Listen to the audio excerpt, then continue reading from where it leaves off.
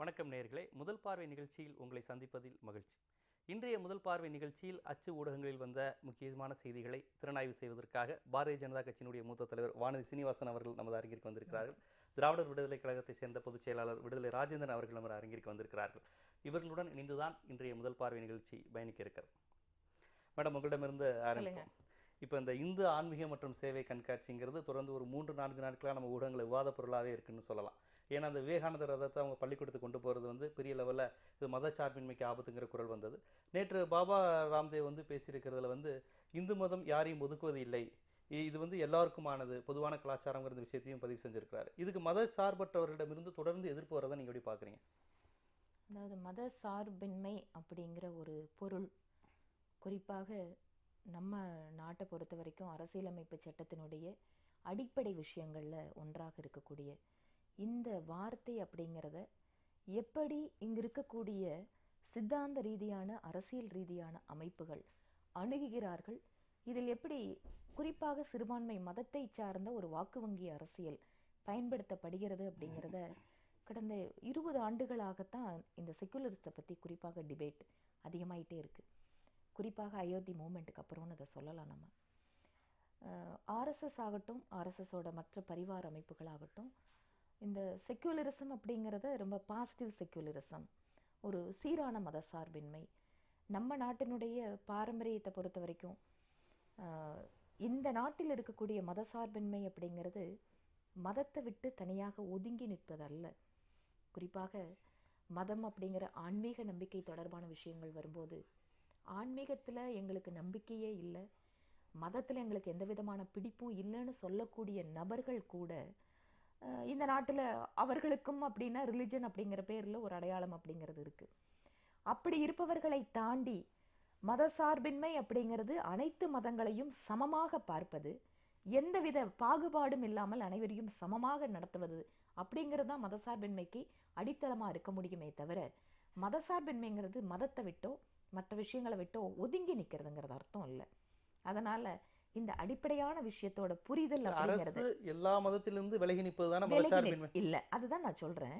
தவறான அந்த திருப்பி அந்த ஒரு விஷயம் சொல்லிட்டே இருக்காங்க. விலகி நிற்கிறதல்ல. அரசாங்கம் எப்படி ஒட்டுமொத்தமாக விலகி நீங்க அப்படி பாத்தீங்கன்னா ஒரு பக்கம் சார்பின்மை அப்படின்னு சொன்னா ஒரு குறிப்பிட்ட மதத்துக்கு அரசாங்கம் ஆதரவாகவோ எதிராகவோ இருக்கக்கூடாது. சார்பின்மை அப்படிங்கிறது விட்டு விலகி நிற்கிறது இல்லை, எல்லாத்தையும் சேர்த்து சமமாக பாவிக்கிறது. அதனால இந்த அடிப்படையான இந்த விஷயத்தை பற்றிய புரிதல் இல்லாததால மத சார்பின்மை அப்படிங்கிற பேர்ல எது இந்த நாட்டுக்குன்னு ஒரு அடையாளம் இருக்கோ, இந்த நாட்டோட அடையாளத்தை எது நம்ம பெருமைப்படுத்துற விஷயமா சொல்றோமோ அதையெல்லாம் கூட மதத்தோட தொடர்பு படுத்தி பார்க்கக்கூடிய சிந்தனை அப்படிங்கிறது உருவாக்கப்படுகிறது. அதனால வரக்கூடிய சிக்கல் தான் இந்த ஹிந்து ஆன்மீக சேவை ஒரு ஃபேர்லியே கூட சுவாமி விவேகானந்தரோட பிறந்தநாள இந்த நாடு தேசிய இளைஞர் தினமா வச்சிருக்கு. விவேகானந்தர் ஒரு குறிப்பிட்ட மதத்துக்கு சொந்தக்காரர் இல்லை. இந்த பார்வை எதனால வந்திருக்குன்னா, அவர் அணிந்திருக்கின்ற காவி, அவரை பின்பற்றுகின்ற ஆன்மீக அமைப்புகள் அப்படின்னு பார்க்கும்போது அவர் ஒரு மதத்துக்கு சொந்தக்காரராகிறார். அதுவல்ல, விவேகானந்தர் இந்த நாட்டினுடைய இளைஞர்களுக்கு மிக பெருமளவு மதத்துல நீ சாமி கும்பிடுறதை விடவும் சேவை செய்யறத முக்கியமான விஷயமா சொல்லுன்னு சொன்னவர் விவேகானந்தர். நீ கால்பந்து விளையாடுறதை விடவும், ஆண்டவன் கிட்ட நீ பிரார்த்தனை பண்றதை விடவும் போய் கால்பந்து விளையாடுன்னு சொன்ன அந்த இளைஞர்களுக்கான வழிகாட்டிய கொண்டு போய் ஒரு மதத்துக்குள்ள பாக்குற பார்வை எவ்வளவு ஒரு கேவலமான விஷயம் அது.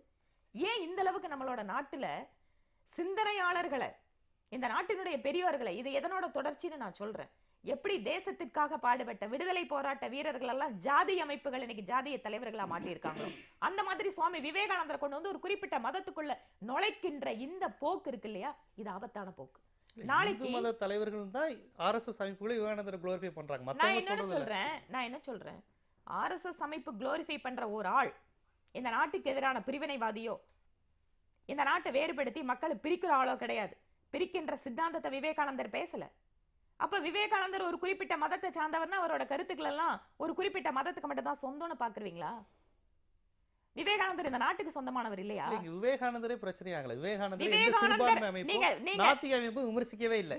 நான் என்ன சொல்றேன், அடிப்படையில் உங்களோட கருத்து என்ன? மதசார்பின்மை அப்படிங்கறத அரசாங்கம் தனிச்சிருக்க வேண்டாமா நீங்கன்னு அதுக்கு என்னோட பதில சொன்னேன். விவேகானந்தர் இந்த நாட்டோட ஐடியல். விவேகானந்தரோட ஒரு ரதத்தை ஸ்கூலுக்கு கொண்டு போறதுல என்னங்க தப்பு? விவேகானந்தரையும் பாரதியாரையும் சொல்லி கொடுக்காம வேற யாரை நாம இந்த நாட்டு குழந்தைங்களுக்கு சொல்லி தர போறோம்? ஏன் இந்த அளவுக்கு நம்மளோட மனசு மோசமாயிட்டு போயிட்டு இருக்கு அரசியல்ங்கிற பேர்ல? இதுதான் எங்களோட கேள்வி. நீங்க இதை எப்படி பாக்குறீங்க? இல்லை, மதச்சார்பின்மை இந்தியாவினுடைய அரசியல் சட்டத்தில் வந்து எல்லா மதங்களுக்கான உரிமைகள் ஃபண்டமெண்டல் ரைட்ஸில் வழங்கியிருக்காங்க. எல்லாரும் எல்லா மதங்களையும் பின்பற்றலாம்னு சொல்லி. பட் மதச்சார்பின்மை செக்குலரிசம் யாருக்கு பேசுறதுன்னு சொன்னால் அரசு வந்து எந்த மதத்துக்கும் சார்பு இல்லாமல் நடந்துக்கணுங்கிறதுக்காக தான் கான்ஸ்டியூஷனில் செக்குலரிசம் போட்டிருக்கு. அதே சமயத்தில் தனிப்பட்ட முறையில் அவங்கவுங்க மதத்தை பின்பற்றுவதில் எந்த விதமான வேறுபாடும் இல்லை அப்படிங்கிறதா ரெண்டுக்குள்ள வித்தியாசம்.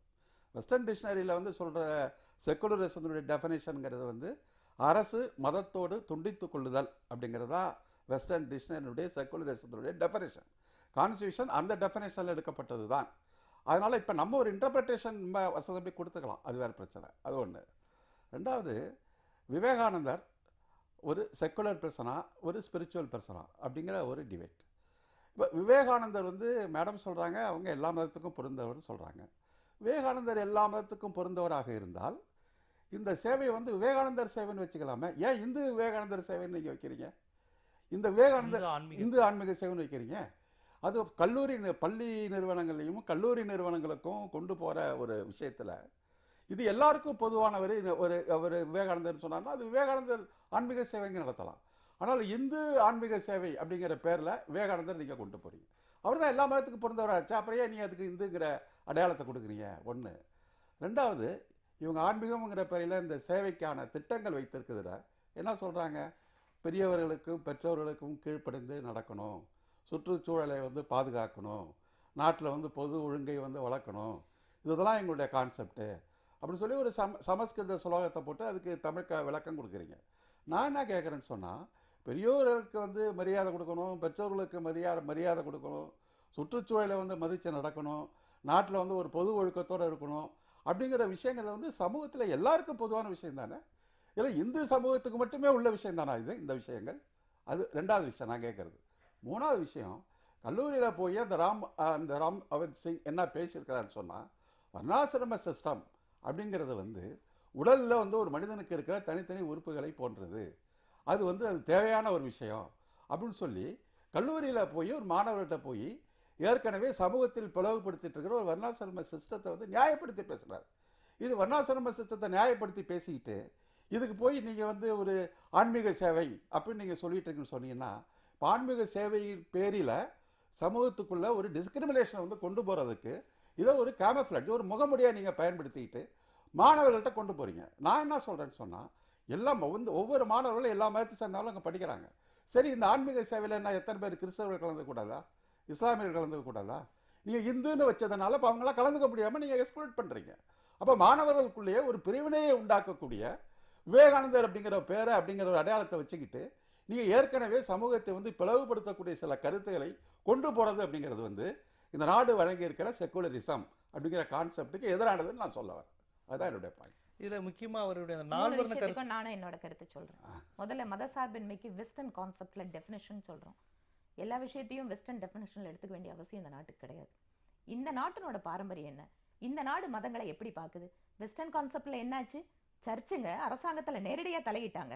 அதனால சர்ச்சுங்களை எல்லாம் விலகி நிற்கிறதுக்காக கொண்டு வந்த செக்குலரிசம் கான்செப்டை இந்த நாட்டில் இருக்கக்கூடிய மன்னன் இந்த நாட்டில் ஆட்சி செய்யும் போது அவன் சொந்த மதத்துக்காக மட்டும் இல்லை, இந்த நாட்டில் வந்து சேர்ந்த பார்சிக்கள், ஜூக்கள், இந்த மாதிரியான மாற்று நாட்டில் இருந்து வந்த மதத்தை கூட சமமா பார்த்த பாரம்பரியத்துக்கு சொந்தக்காரங்க நாம.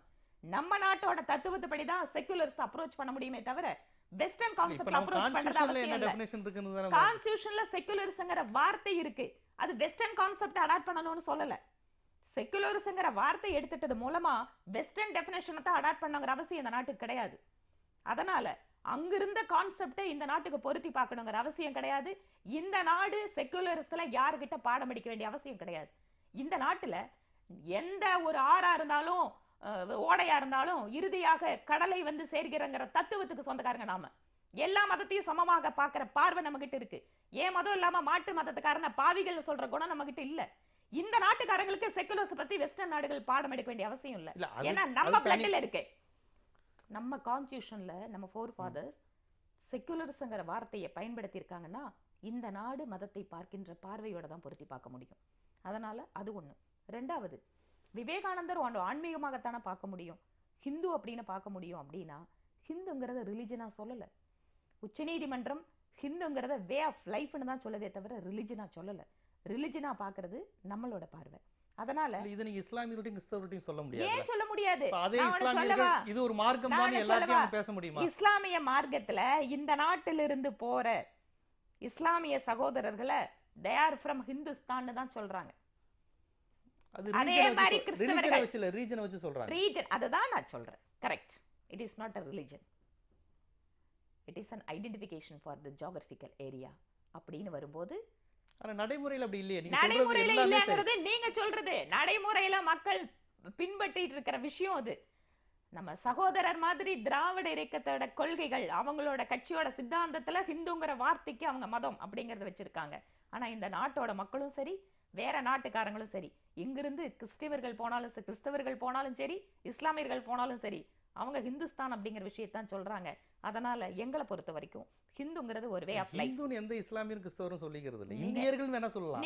நீங்க வேணா ஒண்ணு கேட்டு பாருங்க. நம்ம மிஸ்டர் ரவி பெர்னார்டு இருக்காரு, அவர் ஒரு கிறிஸ்தவர். அவர் சொன்னாரு, ஒரே தடவை அவரே நேரடி என்கிட்ட சொன்னதுதான், நாங்க வெளியில கிறிஸ்தவர்கள் அப்படின்னு சொன்னா ஓ யூ ஆர் ஃப்ரம் ஹிந்துஸ்தான் அப்படிங்கிற வார்த்தை எங்ககிட்ட கேக்குறது. அவங்க சொல்றத சொல்றீங்க, நம்ம அவங்க உள்ளூரே என்ன நினைக்கிறாங்க? இது உள்ளூரிங்க நினைக்கிறதுக்கான பிரச்சனை. அதுவும் குறிப்பா சொல்றேன், தமிழ்நாட்டுல தாங்க இந்த பிரச்சனை. தமிழ்நாட்டுல தாங்க சகோதரர் உங்களை மாதிரி கேள்வி கேட்கறவங்க. ஹிந்துன்னா அது ஏதோ வேற, அது வரல. எங்களோட தமிழ்நாட்டுல தான் மத கலவரங்களும் குறைவா இருக்கு. மத கலவரங்கள் மத்த மாநிலங்களையும் குறைச்சலாதாங்க இருக்குது. மத கலவரம் வர்றதுக்கு ஏதோ தமிழ்நாட்டில் மிகப்பெரிய மத கலவரம் பெரிய அளவில் நடந்தது. நான் இன்னொரு விஷயம் சொல்றேன். நீங்க மத கலவரம்னு ஒரு மறைமுகமா குறிப்பிட்டு எங்களோட இயக்கத்துக்கு வர மாதிரி இருக்கிறதால நான் சொல்றேன், மத கலவரங்கள் இந்த நாட்டுல எங்களோட இயக்கங்களை ஆரம்பிக்கிறதுக்கு முன்னாடியே ஆண்டாண்டு காலமா நடந்துட்டு இருக்கிறது இருக்கு. இந்த நாட்டோட பிரிவினை எப்படி வந்துச்சு? பிரிவினை எப்ப நடந்த கலவரத்துல யார் இருந்தாங்க? இதெல்லாம் நீங்க தனியா ஹிஸ்டரி எடுத்து பார்த்தீங்கன்னு சொன்னா அது ஒரு தனி டிஸ்கஷனா போகணும்.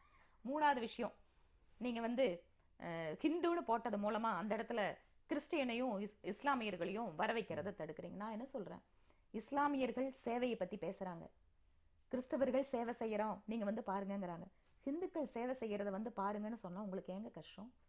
செய்யற சேவையை மக்கள் கிட்ட சொல்றதுல ஒரு அமைப்பு ஏற்பாடு பண்ற கண்காட்சியில யாரையும் கட்டாயப்படுத்தல, நீ வந்துதான் ஆகணும்னு யாரையும் சொல்லல. அப்போ ஹிந்துன்னு பேரை வச்சா நான் எப்படி நீ பிளவுபடுத்துற? அப்படி இல்ல. வர்ணாசிரம தர்மத்தை பத்தி பாபா ராம்தேவோட விஷயத்த சொன்னாங்க. ஒரு சமுதாயத்தினுடைய பல்வேறு அங்கங்களை போல இங்க இருக்கக்கூடிய நம்ம பல்வேறு சமூகத்தை சார்ந்தவர்கள் இருக்கிறாங்கன்னு சொன்னா எனக்கு கை வேண்டாம், கால் வேண்டாம், கண்ணு வேண்டாம் அப்படின்னு அர்த்தம் இல்ல. அதுல ஒரு ஏற்றத்தாழ் வருதுல, அவசியம் இல்ல. எதுங்க ஏற்றம்? உங்க கால் இல்லாம நீங்க எப்படிங்க சகோதரர் நடப்பீங்க? உங்களுக்கு தலைதான் முக்கியமா? சாப்பிடுற கை வேண்டாமா? கேட்கற காது வேண்டாமா?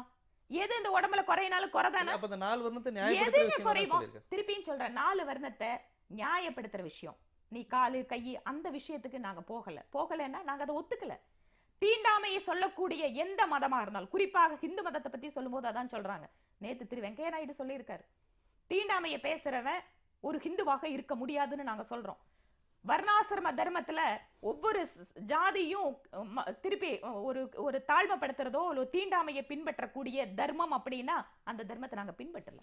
நீங்க அதுக்கு பேரு வர்ணாசிர தர்மம்னு சொன்னீங்கன்னா, தீண்டாமையை பின்பற்றுதான் வர்ணாசிரம தர்மம்னு சொன்னீங்கன்னா அந்த வர்ணாசிர தர்மம் எங்களுக்கு அவசியம் இல்லை. இதுல நேற்று அவரே சொல்லியிருக்கிறாரு, இந்து தர்மம் நீங்க சொன்னக்கூடிய அந்த விஷயத்தையும் சொல்லியிருக்கிறாரு, அந்த 4 வர்ணத்தையும். ஆனால் அதே சமயம் இந்து தர்மம் இதுவரையும் யாரையும் ஒதுக்குனது இல்லை, அதுதான் இந்து மதத்துடைய பெருமைன்னு அவர் பதிவு செஞ்சிருக்கிறார்.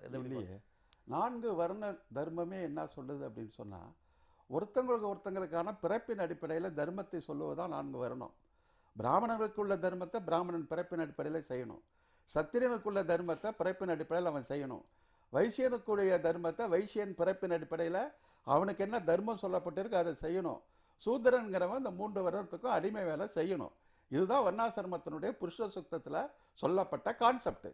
இப்போ புருஷ சுத்தத்தில் சொல்லப்பட்ட கான்செப்டை நாங்கள் ஏற்றுக்கல, அந்த வர்ணாசிரமம் எங்களுக்கு உடன்பாடு இல்லை அப்படின்னு அவங்க அறிவிச்சாங்கன்னா அதனை நாங்கள் ஏற்றுக்க தயாராக இருக்கோம். அந்த வேர்ட்ஸை நீங்கள் எதுக்கு யூஸ் பண்ணுறீங்க? இப்போ எதுக்கு அந்த வேர்ட்ஸை யூஸ் பண்ணுறீங்க? இப்போ அந்த வர்ணாசிரம தர்மத்தை ஒரு இந்து ஆன்மீக சேவை கண்காட்சியில் போய் ஒரு சாமியார் ஒருத்தர் திறந்து வைக்கிற ஒரு யோகா குரு போய் சொல்லி இந்த வர்ணாசிரமத்தில் என்பது வேற ஒரு சின்ன இன்டர்பிரேஷன். குறுக்கீடு. நீங்க குறிப்பிட்ட அந்த சாமியார் அவரே வந்து தலையிலிருந்து பிறந்த பிராமணரோ சத்திரியரோ இல்ல. இல்ல, அவரே வந்து 4 வர்ண தர்மத்துல கடைசியில இருக்கிறவர் தானே. அவர் தானே இப்ப பெருமையா பேசுறாரு. அவர் வந்து பிராமணர் கிடையாது, முற்படுத்தப்பட்ட சமூகமும் கிடையாது. இல்ல, அவர் பெருமையா பேசுறாரு அப்படின்னு சொன்னா அவர் இந்து அப்படிங்கிற ஒரு மைண்டை ஏத்திக்கிட்டு அந்த எல்லைக்குள்ள டிராவல் பண்றாரு.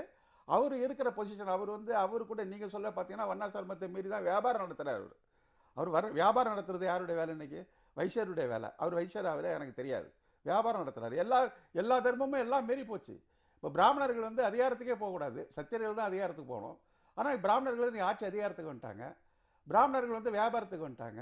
எல்லாமே கலந்து போச்சு சமூகத்தை. வர்ணாசிரம சிஸ்டம் அப்படிங்கிற சிஸ்டம் நிலகுலைஞ்சு போச்சு. இப்போ அந்த நிலைகுலைந்து போன ஒரு சிஸ்டத்துக்கு திரும்ப அந்த வேர்டை நீங்கள் காயின் பண்ணி அதை நினைவூட்டியே பேசுறது தான் நீங்கள் உங்களுடைய ஆன்மீக சேவையா அப்படிங்கிற ஒரு கேள்வியை நான் கேட்க வேண்டியிருக்கு. எதுக்காக அந்த அன்டச்சபிலிட்டிங்கிறது இட்செல்ஃப் வர்ணாசிரம சிஸ்டத்துக்குள்ளே அன்டச்சபிலிட்டி இருக்குன்னு தான் நான் சொல்கிறேன். சூத்திரர்கள் அப்படிங்கிறவங்க 3 வர்ணத்திற்கும் அடிமைப்பட்டு வேலை செய்யணும் அப்படிங்கிறதா புருஷ சுத்தம் சொல்லுது. கீதையில கிருஷ்ண பகவானும் சொல்றாரு. நான் குறிக்கல, நான் பேசுறேன் அனுமதி. சயாவர்ணம் மயா சிருஷ்டம், பிறப்பின் அடிப்படையில் 4 வர்ணத்தை நான் தான் படைத்தேன். இந்த 4 வர்ணத்திற்கான தொழில்களை மாற்றியமைப்பதற்கான உரிமையும் எனக்கு கிடையாது. இது கீதையில தெளிவாக அவர் சொல்லி வச்சிருக்கார். அந்த 4 வர்ணத்தை நான் படைத்தேன். நீ சத்திரிய, நீ சண்டை போடு, இதான் உன் வேலை, உனக்கு செய்ய வேண்டிய வேலையாக தான், சாவரதை பற்றி கவலைப்படாது. அதான் கிருஷ்ணன் சொல்றாரு. அப்போ இந்த 4 சிஸ்டங்கிறது சமூகத்தில் 4 வர்டிக்கல் டிவிஷன், ஹரிசான்டல் டிவிஷன் கிடையாது. மேல் கீழ் அப்படிங்கிற ஒரு வர்டிக்கல் டிவிஷன். இந்த வர்டிக்கல் டிவிஷன் அப்படிங்கிறது கீழே அடிப்பட்டத்தில் சூத்ராஸ்ங்கிறவ அன்டச்சபிள் தான். வர்ணாசிரமத்தை ஏற்றுக்கிட்டது அன்டச்சபிலிட்டி ஏற்றுக்கிட்ட விஷயம். அதுக்கப்புறம் அது அவங்க கீழே வந்துட்டாங்க, அது வேற பிரச்சனை. அந்த சிஸ்டத்துக்குள்ளே அன்டச்சபிலிட்டி இருக்குன்னு நான் சொல்கிறேன். அது விட்டுருங்க. இப்போ நான் என்னுடைய கேள்வி என்னன்னா, ஆன்மீக சேவைன்னு நீங்கள் போறீங்க, அது இந்து ஆன்மீக சேவைன்னு ஏன் வைக்கிறீங்க? ஒன்று, ஆன்மீக சேவைன்னு நீங்கள் சொல்கிற கான்செப்ட் எல்லாருக்கும் பொதுவான விஷயம்தான். சுத்தமாக இருக்கணுங்கிறது, பெற்றோர்களுக்கு கீழ்ப்படினுங்கிறது, பொது ஒழுங்கு இருக்கணுங்கிறது. அது இந்துக்களுக்கான விஷயமா ஏன் மாற்றி காட்டுறீங்க? அது மாணவர்கள் மத்தியில் அது கிறிஸ்தவர்கள் பார்வையாளராக வரலாம், இஸ்லாமியர்கள் பார்வையாளராக இருக்கலாம். நாங்கள் இந்துக்கள் எவ்வளவு நாங்கள் வேலை செய்கிறோங்கிறத மற்றவங்க தெரிஞ்சுக்கிட்டோம் அப்படிங்கிறதுடைய உட்பொருள் என்ன? எங்களுடைய இந்துக்களுடைய அடையாளத்தை அங்க நிலைப்படுத்துறோங்கிறதான அர்த்தம். கண்டிப்பா மேடம். அதான் நான் கேட்கிறேன். 4 வர்ணம்ங்கிறது ஏன் நினைவுபடுத்திக்கிட்டே இருக்கீங்க? இன்னைக்கு காலகட்டத்தில் மாறிடுச்சேன்னு போக வேண்டியதானேங்கிறாங்க. நான் என்ன சொல்றேன், வர்ணாசிரம தர்மத்துல நீங்க பாக்குற பார்வை எங்க சிந்தனையில இதுதான் இருக்குதுன்னா, எங்க சிந்தனையில அது இல்ல. வர்ணாசிர தர்மம்னா நாங்க எப்படி பாக்குறோம்னா, அத்தனை பேரும் இந்த சமுதாயத்தில் இருக்கக்கூடிய அத்தனை ஜாதிக்காரர்களும் இந்த சமூகத்திற்கு இன்றியமையாதவர்கள். அதனாலதான் உடம்பு அப்படிங்கிற எடுத்துக்காட்ட சொல்றோம். உடம்புனா மேல கீழே எங்கீங்க சகோதரர் வந்துச்சு? உடம்புல ஐயா நான் குறிக்கல உங்களை, நீங்க சொன்னா நான் மதிச்சேன். உடம்புல ஏதாவது மேல கீழேன்னு இருக்கா? தலை இப்படி நேரா பாக்குறதுங்கிறதால அது கால் கீழே இருக்கு. ஆனா கால் இல்லாம நடக்க முடியாதுல்ல. கால் குறைபாடுன்னு சொன்னாரு. ஏன் ஒரு குறிப்பிட்ட நியாயப்படுத்தல. நான் என்ன சொல்றேன், பாபா ராம்தேவ் பிராமணர்கள் முகாம் அப்படின்னு சொன்னாரா? கிருஷ்ணரோட பகவானோட விஷயத்தை பத்தி, மாயா சிருஷ்டத்தை பத்தி சொன்னாரு. கிருஷ்ண பகவான் பிறப்பின் அடிப்படையில் இல்ல, தொழிலின் அடிப்படையில் ஒருவனுடைய வர்ணம் அப்படிங்கிற விஷயம் தான் சொல்றாரே தவிர பிறப்போட அடிப்படையில சொல்றது அவங்களோட இன்டர்பிரேஷன். நாங்க அதை ஒத்துக்கல. இல்ல வர்ண கலப்பு நான் என்ன சொல்றேன், வர்ண கலப்பு மற்ற விஷயங்கள் ஒரு பர்டிகுலர் பீரியடுக்காக சொல்லப்பட்டது. இன்னைக்கு நாங்க ஆர்எஸ்எஸ் குடும்பத்துக்காரங்க எந்த இடத்துலயும் வர்ணாசிரம தர்மத்துல ஒருத்தனை மேல ஒருத்தனை கீழன்னு சொல்லல. அத்தனை பெரிய சமமா பாக்குறது. நீங்க வர்ணாசிரம தர்மன தனியா ஒரு கான்செப்ட் வச்சு அதுல எங்களோட பார்வை என்னன்னு கேட்டுட்டு முடிவு பண்ணமே தவிர, வர்ணாசிரம தர்மத்தை நீங்க புரிஞ்சுக்கிற வார்த்தையை வச்சு எங்களை டிசைட் பண்ணாதீங்க. நீங்க ஹிந்து ஆன்மீக சேவை கண்காட்சின்னு நடத்துறோம், ஐயோ கிறிஸ்தவர்களுக்கும் பொது ஒழுங்கு பாதிக்கப்படும், சுற்றுச்சூழலுக்காக பேசுறீங்கன்னா நாங்க பேசுறோம். உங்களுக்கு விருப்பம் இருந்தா நீங்களும் பேசுங்க. இதுல என்னங்க கஷ்டம்? ஹிந்து ஆன்மீக சேவை கண்காட்சின்னு எங்களால நடத்த முடியுது. நாங்க நம்மளோட குழந்தைங்களுக்கு இந்த நாட்டோட பாரம்பரியத்தை, இந்த நாட்டுல நம்ம குடும்பத்துல இருக்கக்கூடிய வேல்யூஸை, பெற்றோர்களுக்கு கீழ்ப்படிதலும் சுற்றுப்புறத்தை பாதுகாக்கணும்னு ஹிந்து சொல்லி தராங்கன்னா மற்ற மதத்துக்காரங்களும் சொல்லி கொடுக்கட்டும், தப்பில்லையே. அப்போ மற்றவங்க எல்லாம் சொல்லித்தர கூடாதுன்னு நாங்க சொல்லல. நம்ம ஹிந்து ஆன்மீக சேவை கண்காட்சியில இந்த ஹிந்து தர்மத்துல குழந்தைங்களுக்கு இதெல்லாம் சொல்லி கொடுக்கணும்னு நாங்க சொன்னா உங்களுக்கு ஏங்க எரிச்சல் வருது, உங்களுக்கு ஏங்க டிஸ்டர்ப் ஆகுது? நீங்களும் நடத்துங்க. திராவிடர் கழகத்துல நாங்க என்ன சேவை பண்றோம், நீங்க ஒரு கண்காட்சி நடத்துங்க. நான் உங்களை வேண்டாம்னு சொல்லலையே. என்னுடைய ஒரே கேள்வி அதுதான். இவங்க சொல்ற எத்தனை ஆர்குமெண்ட் நான் ஏத்துக்கிட்டாவே வச்சுப்போம், இவங்க சொல்ற அத்தனை லாஜிக்கை நான் ஏத்துக்கிட்டாவே வச்சுக்கிட்டே பேசுறேன். ஒரு கல்லூரி நிறுவனங்களில் ஒரு கல்வி நிறுவனங்களில் போய் நாங்கள் வந்து எங்களுக்கான ஒரு அடையாளம் இது இருக்குது அப்படின்னு நீங்கள் சொல்லி ஒரு மதத்தின் அடிப்படையில் ஒரு மாணவர்கள் மத்தியில் ஒரு ஆன்மீகத்தின் பேர்ல ஒரு பிளவுபடுத்துறதுங்கிறது சரியான விஷயமா? அந்த ஒரு கேள்வி, அந்த ஒரு கேள்வி. திருப்பி ரீஎம்பசைஸ் பண்றோம். இந்து மதம் யாரையும் வெறுக்க கூடாது, ஒதுக்க கூடாதுன்னு குழந்தைங்களுக்கு சொல்லி தரோம். அதனால நாங்க ஒதுக்கி வைக்கல. எந்த திராவிட இயக்கத்தோட பின்னணியில வந்து 50 வருஷம் ஆட்சி நடத்தின தமிழ்நாட்டுல தலித்துகள் மீதான வன்முறை இன்னைக்கு தொடர்ந்துட்டு இருக்கு. அப்ப இதுக்கு யார் பதில் சொல்றது? சூத்திரர்களை நடத்துறது இன்னைக்கு அரசியல் ரீதியாக இந்த இயக்கத்தை சார்ந்தவங்க தான் தமிழ்நாட்டில் நடத்திட்டு இருக்காங்க. அப்ப இவங்க தான் அதுக்கான பதில சொல்லணும். இதுவரை தத்துவ ரீதியா போனது அடுத்த அரசியலுக்கு நாங்க என்ன அதனால ஹிந்து மதம் அப்படினு நாங்க சொல்றது யாரையும் பிளவுபடுத்துவதற்காக இல்ல, அத்தனை பேரை ஒருங்கிணைப்பதற்காக. அதனால நீங்க வாங்க எங்க சேவை கண்காட்சியை பாருங்க. இதுல மாற்று மதத்துக்கு எதிரானதோ இந்த சமூகத்தை பிளவுபடுத்துற ஒரு கருத்து கூட அங்க இருக்காது. இந்த நாட்டுக்கு எது தேவையோ அதை சொல்லி கொடுக்கறதுக்காக தான் கருத்துக்கள் தான் தொடர்ந்து வரப்போகுது. கண்டிப்பா பாருங்க. அதனால வந்து பார்த்துட்டு other communities are excluded from this. Sorry. That is நம்ம அடுத்த செய்தி போயிடுவோம். போதுமான அளவு ரெண்டு பேருமே விரிவா பேசிட்டீங்க. இது போய்கிட்டே தான் இருக்குது. அடுத்தது வந்து புதுச்சேரியில வந்து நாராயணசாமி அவர்கள் வந்து ஆளுநர் வந்து ஒரு மக்களால் தேர்ந்தெடுக்கப்பட்ட முதலமைச்சருக்கும் அமைச்சர்களுக்கும் இருக்கிற அதிகாரத்தை விட அதிகமான அதிகாரத்தை அவங்க எதிர்பார்க்குறாங்க, கிரண்பேடி அவர்கள் எதிர்பார்க்குறாங்கன்னு மிகப்பெரிய அளவில் அமைச்சரவைக்கும் துணைநிலை ஆளுநருக்கும் ஒரு மோதல் வெடிச்சிருக்கு. இது எப்படி பார்க்குறீங்க? ஒரு எக்ஸ்ட்ரா கான்ஸ்டியூஷனாக பார்க்குறீங்களா? எப்படி இல்லை, இது கான்ஸ்டியூஷனல் அத்தாரிட்டியில அவங்களோட லிமிட்டை எங்க எக்ஸீட் பண்ணியிருக்காங்கன்னு திரு நாராயணசாமி சொல்லியிருந்தாருன்னு சொன்னா அது சரியா இருந்திருக்கும். கோப்புகளை முதலமைச்சரும் அமைச்சரும் பார்க்கறதுக்கு முன்னாடி ஆளுநருக்கு போகுதுன்னு சொல்லியிருக்காரு. நான் என்ன சொல்றேன், போகுதுன்னு சொல்றாரு. ஆளுநர் கிட்ட இருந்தா அந்த தரப்புல எந்த ஒரு பதிலும் கிடையாது. இவர் ஒரு குற்றச்சாட்டு சொல்லியிருக்காரு. நான் என்ன சொல்றேன், ஒரு அரசியலமைப்பு சட்டத்தின்படி வரையறுக்கப்பட்ட அதிகாரம் இருக்கக்கூடிய கவர்னருக்கு என்ன ரோல் இருக்கோ அதை எந்த இடத்துலயும் அவங்க வந்து மீறல. நம்மளுக்கு வழக்கமா ஒரு பார்வை இருக்குன்னா, ஒரு கவர்னர் அப்படின்னு சொன்னா விழாக்களுக்கு வருவாங்க, போவாங்க, அமைச்சர்களோட கோப்புகளை பார்ப்பாங்க, அப்படிங்கறது நம்ம வழக்கமா இருக்கிறது.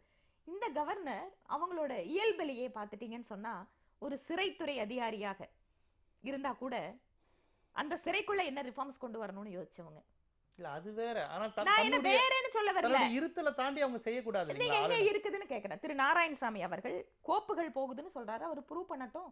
எந்த இடத்துலயும் தேர்ந்தெடுக்கப்பட்ட மக்கள் பிரதிநிதிகளை தாண்டி நான் ஒரு முடிவு தப்புங்கிறது ஒத்துக்கிறீங்க? நிச்சயமாக கவர்னர் அவங்களோட எல்லைக்குள்ள நின்னு வேலை பண்ணிட்டு இருக்காங்க. அதே மாதிரி ஒரு கவர்னர் மக்களோட பிரச்சனைகளை நேரடியாக கேட்பதற்கு எந்த தடையும் இல்லை. மக்கள் கிட்ட நேரடியா போறதுக்கு கவர்னருக்கு தடை இருக்கா?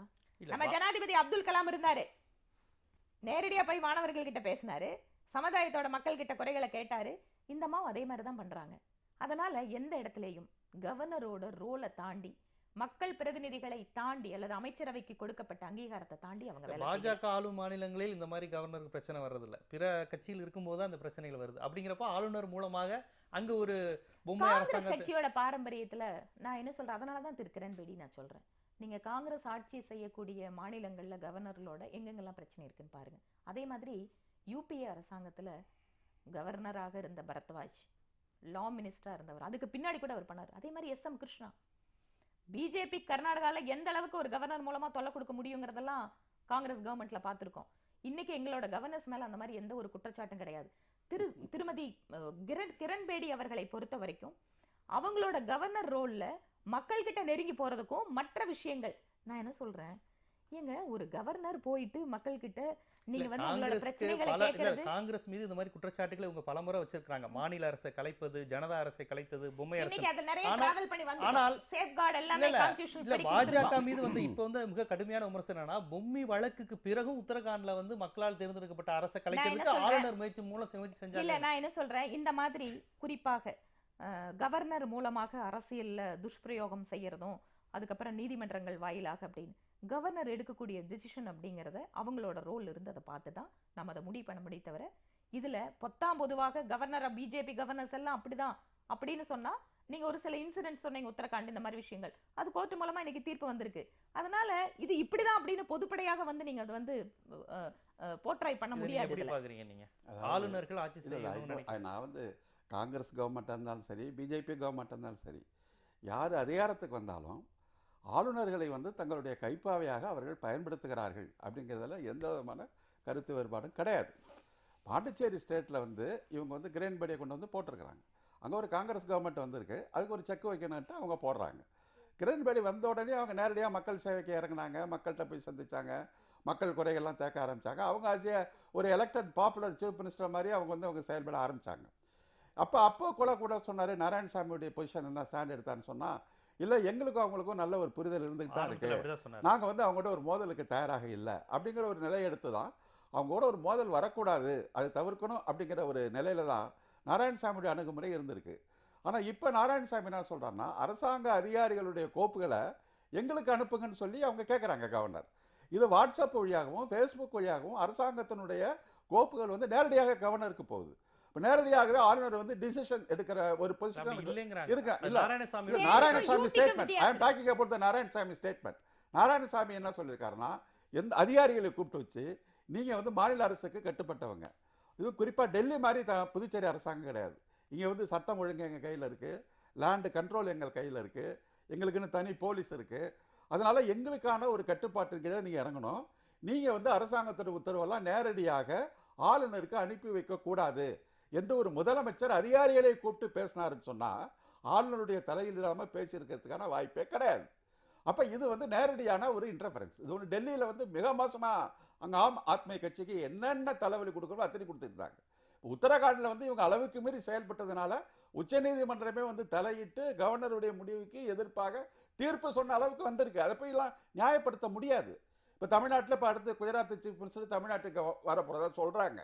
அப்போ ஆளுநரை பயன்படுத்தி கொண்டு இங்கே இருக்கிற ஒவ்வொரு மாற்று ஆட்சி அதிகாரங்களை தங்களுடைய கண்ட்ரோல் கீழே வச்சுக்கணும் அப்படிங்கிற ஒரு முறைகேடான ஒரு போக்குங்கிறது வெதர் இட் இஸ் காங்கிரஸ் செஞ்சாலும் சரி, பிஜேபி செஞ்சாலும் சரி, அது ஏற்றுக்கொள்ள முடியாத, அது தவறு, மக்களால் தேர்ந்தெடுக்கப்பட்ட ஒரு அமைப்பு முறைக்கு ஆட்சி முறைக்கு எதிரானது. அதுதான் நான் சொல்லுவேன். பாண்டிச்சேரி பொறுத்த வரைக்கும் அங்க இருக்கிற லெப்டினன்ட் கவர்னருக்கும் நம்ம கவர்னருக்கும் வித்தியாசம் இருக்கு. டெல்லி மாதிரி அதிகாரங்கள் அங்க இல்ல, ஆனா கூட குறிப்பிட்ட அதிகாரங்கள் அங்க இருக்கிற எல்ஜிக்கு உண்டு, லெப்டினன்ட் கவர்னருக்கு உண்டு. அதனால அந்த வரமுறையை மீறி அவங்க கவர்னர் செயல்படல. வித்தியாசம் இருக்கு. நம்ம தமிழ்நாட்டுக்கும் பாண்டிச்சேரிக்கும் வித்தியாசம் இருக்கு.